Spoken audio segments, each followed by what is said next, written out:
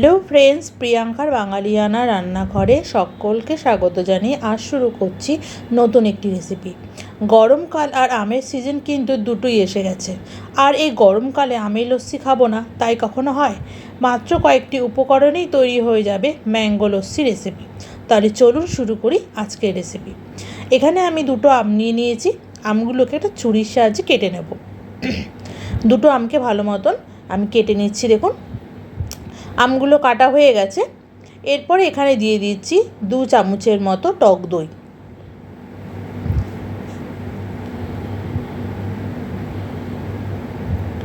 দু চামচের মতো টক দই দিয়ে নিলাম। দিয়ে দেবো এবার অল্প করে নুন।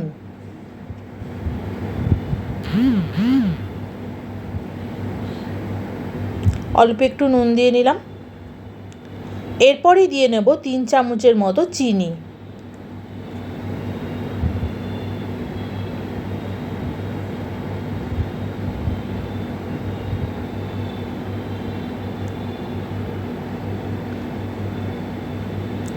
তিন চামচ চিনি দিয়ে নিলাম এখানে।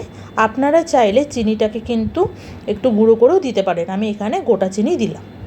এরপরে দিয়ে দিচ্ছি 4 থেকে 5টার মতো বরফ।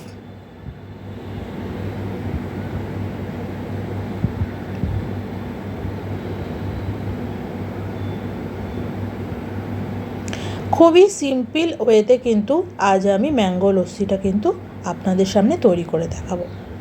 একদমই কম সময় কিন্তু আপনারা তৈরি করে ফেলতে পারেন। এরপরে দিয়ে দেবো 1 কাপের মতো জল। জলটা দিয়ে ঢাকনাটা বন্ধ করে আমি পেস্ট করে নেব।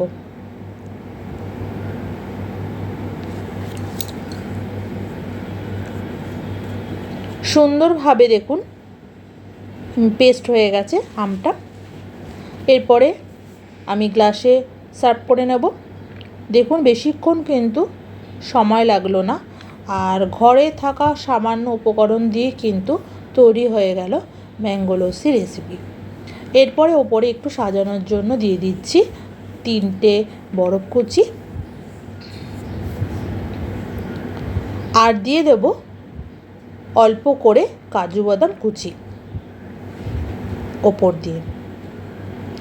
দেখতে একটু ভাল লাগবে। তাহলে চলুন, এই পোড়া গরমে ঠান্ডা ঠান্ডা কুলকুল আমের লস্যি কিন্তু আপনাদের সামনে আমি তৈরি করে দেখালাম। আপনাদের কেমন লেগেছে অবশ্যই কিন্তু আপনারা কমেন্টের মাধ্যমে জানাবেন। রেসিপিটি সম্পূর্ণ দেখা হয়ে গেলে প্লিজ একটা লাইক করবেন, শেয়ার করবেন, আর এখনও অবধি যারা চ্যানেলটা সাবস্ক্রাইব করেনি প্লিজ একটা সাবস্ক্রাইব করে দেবেন।